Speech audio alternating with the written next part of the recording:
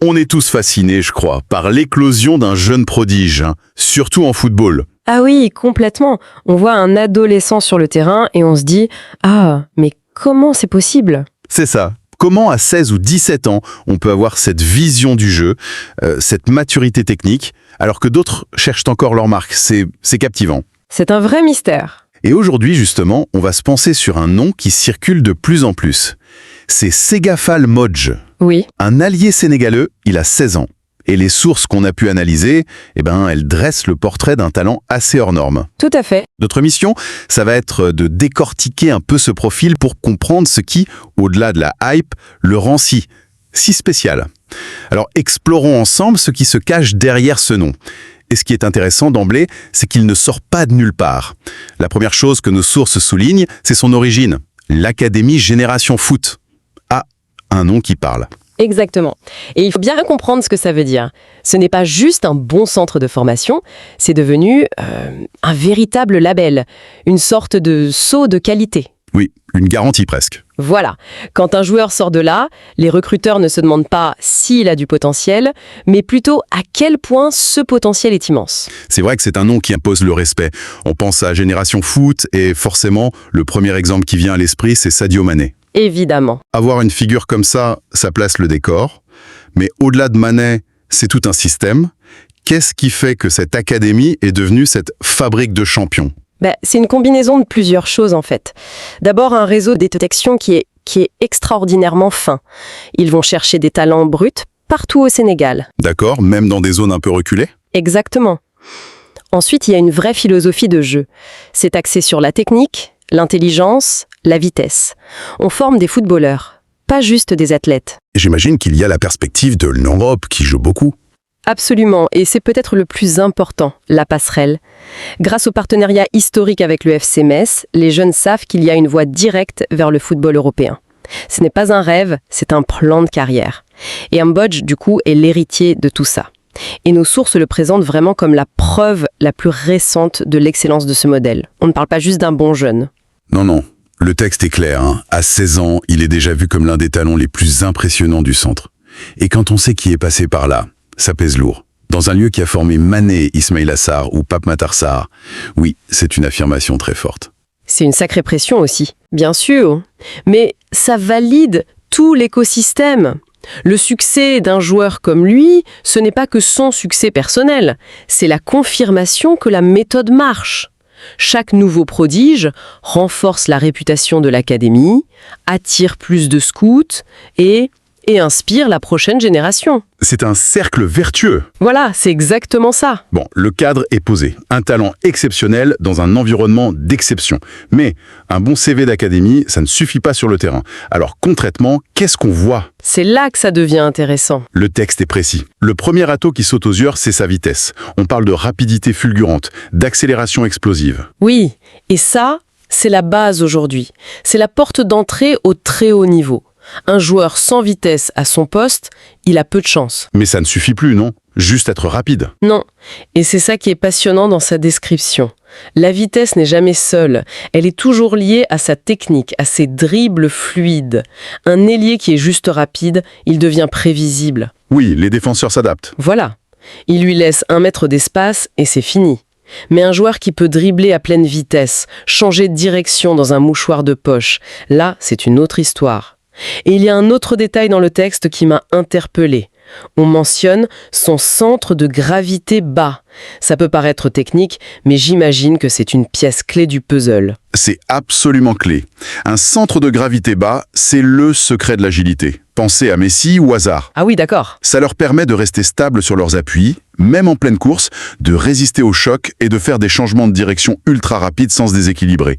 Pour un défenseur, c'est un cauchemar. Il devient insaisissable. Exactement. Vous pensez l'avoir et en une fraction de seconde, il est parti. Cette caractéristique physique, alliée à sa technique, explique pourquoi il peut déborder avec une facilité déconcertante. D'accord, donc on a la vitesse et la technique. Mais le portrait va plus loin. Il y a 2 autres éléments qui le font passer, je crois, dans une autre catégorie. Le premier, c'est sa lecture intelligente des espaces. De quoi on parle là ? Là, on parle de l'intelligence de jeu pure. C'est la capacité à voir le jeu avant les autres. L'anticipation. C'est ça. Il ne réagit pas, il anticipe. Il sait quand faire l'appel en profondeur, quand décrocher pour avoir le ballon, ou se placer pour créer le chaos. C'est ce qui différencie un simple bon dribbleur d'un vrai créateur. Qu'on souligne ça chez un jeune de 16 ans, c'est très très révélateur. C'est souvent ce qui met le plus de temps à se développer. Et le dernier atout, peut-être le plus rare, c'est qu'il est décrit comme à l'aise des deux pieds. On entend souvent ça, mais est-ce que c'est si décisif ? C'est fondamental. C'est ce qui le rend totalement imprévisible. Si vous défendez sur un ailier qui n'a qu'un seul pied, votre travail est simple. Vous le bloquez de ce côté-là. Mais face à un joueur ambidextre comme lui, que faites-vous ? On est perdu. L'extérieur et centre du gauche. Vous lui fermez l'extérieur, il rentre et frappe du droit. Ça double ses options en permanence. C'est un profil que tous les recruteurs recherchent activement. Donc, si on récapitule, la vitesse, la technique, l'intelligence et l'imprévisibilité d'un joueur ambidextre. Le package est assez phénoménal pour son âge. C'est plus que phénoménal, ça pose une question. Est-ce que c'est le modèle de génération foot qui crée ce type de joueur total, ou est-ce une tendance plus large ? Je pense que c'est un peu des deux. D'accord. La formation moderne pousse vers ça, mais des académies comme Génération Foot ont, semble-t-il, une longueur d'avance pour produire des profils qui cochent absolument toutes les cases. Et cette maturité, on ne la voit pas qu'en théorie, les sources rapportent un fait d'armes assez spectaculaire. Oui, son but en Coupe de la Confédération. Exactement. Devenir l'un des plus jeunes buteurs de l'histoire de la Coupe de la Confédération de la CAF, ce n'est pas rien. C'est l'équivalent de la Ligue Europa en Afrique. On parle de football professionnel. C'est un marqueur très, très fort. Marqué dans un tel contexte, à 16 ans, ça nous dit deux choses. La première, c'est qu'il n'est pas intimidé. Le sang-froid. Voilà, le sang-froid, la confiance en soi. Beaucoup de jeunes talents sont brillants à l'entraînement, mais perdent leurs moyens face à la pression du monde pro. Lui, visiblement, il a déjà passé ce cap. Et la deuxième chose ?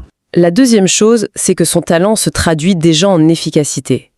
Il n'est pas juste prometteur, il est déjà décisif. C'est ça qui compte à la fin. C'est ça. Les stats, les buts, les passes décisives, le fait qu'il ait déjà cet impact, ça transforme l'intérêt des observateurs en certitude. Son potentiel n'est pas que théorique, il est concret. Et ce qui est intéressant, c'est que son influence ne s'arrête pas là. Le texte insiste sur son apport défensif. On nous dit qu'il participe au pressing haut et qu'il récupère les ballons. Et ça, c'est peut-être la marque la plus évidente de sa maturité tactique. Aujourd'hui, un attaquant qui ne défend pas, c'est un luxe. Les plus grands coachs exigent que leurs attaquants soient leurs premiers défenseurs. C'est non négociable. Comme Bosch, à 16 ans, ait déjà intégré ça, c'est un signe de très grande intelligence. Ça montre qu'il ne pense pas qu'à lui, il comprend le collectif. Il n'est pas qu'un soliste. Il sert aussi de point d'appui, nous dit-on, pour lancer les contre-attaques. Donc il sait aussi garder le ballon dos au but. C'est une autre corde à son arc. Exactement. C'est une vision à 360 degrés de son rôle. Prendre la profondeur, éliminer en un contre un, marquer, presser, conserver le ballon. C'est la définition du joueur moderne. On comprend mieux pourquoi les sources sont si élogieuses. Ce qui nous amène logiquement à la suite. L'avenir semble tout tracé. Les sources parlent de la CAN U17 comme une prochaine étape clé. La vitrine idéale. Ces compétitions de jeunes sont scrutées par tous les recruteurs de la planète. S'il y brille, son statut va encore changer. Et il ne serait pas seul, le texte mentionne un possible duo d'attaque avec un autre grand espoir, Sidi Barama Ndia. Oui, ce qui suggère qu'on est face à une génération dorée pour le Sénégal, et les clubs évidemment sont déjà là, le texte est formel, suivi de près par plusieurs clubs européens. Sans aucun doute, les avis des spécialistes sont unanimes, il a déjà l'étoffe d'un joueur de haut niveau. La question n'est plus de savoir s'il va signer en Europe, mais où et quand. La trajectoire semble logique, briller à la CAN, continuer de progresser et faire le grand saut vers 18 ans, comme le suggère le texte pour 2027 ou 2028. Donc, si on fait la synthèse, le portrait qu'on a là, c'est celui d'une future star. Un joueur issu d'une pépinière reconnue, qui combine vitesse, technique, intelligence et une maturité assez bluffante. Il incarne, comme le dit le texte, l'espoir d'une nouvelle génération. C'est une excellente synthèse. Et je reviens au point de départ. Il est le produit d'un système. Son talent individuel est immense, oui, mais il a été poli, encadré, préparé par Génération Foot. Ce n'est pas un diamant brut trouvé par hasard. C'est un joyau qui a été taillé avec méthode. Le portrait dressé dans nos sources est donc celui d'un futur grand, dont la trajectoire semble presque inéluctable. En effet, mais c'est peut-être là que se cache la question la plus importante. Le portrait technique et physique est parfait. Mais on le sait, le talent ne suffit pas. On a tous des exemples de prodiges qui se sont perdus en route. Vous pensez à tout ce qui est extra-sportif. Exactement. La pression, les attentes. Exactement. Le texte est optimiste. Mais le plus grand défi pour un jeune de 16 ans qui suscite un tel engouement, ce n'est pas de dribbler un défenseur. C'est de gérer sa tête. C'est de gérer la pression médiatique, les attentes de tout un pays, les agents, l'argent, le choix crucial du premier club en Europe. Le talent technique vous amène au seuil du très haut niveau. Mais c'est la force mentale, la qualité de l'entourage et l'intelligence des choix de carrière qui transforment un prodige en légende. Le chemin est tracé, mais il est semé d'ambitions qui ne sont pas sur le terrain. C'est tout à fait ça. C'est peut-être dans cette dimension mentale que se jouera son véritable avenir.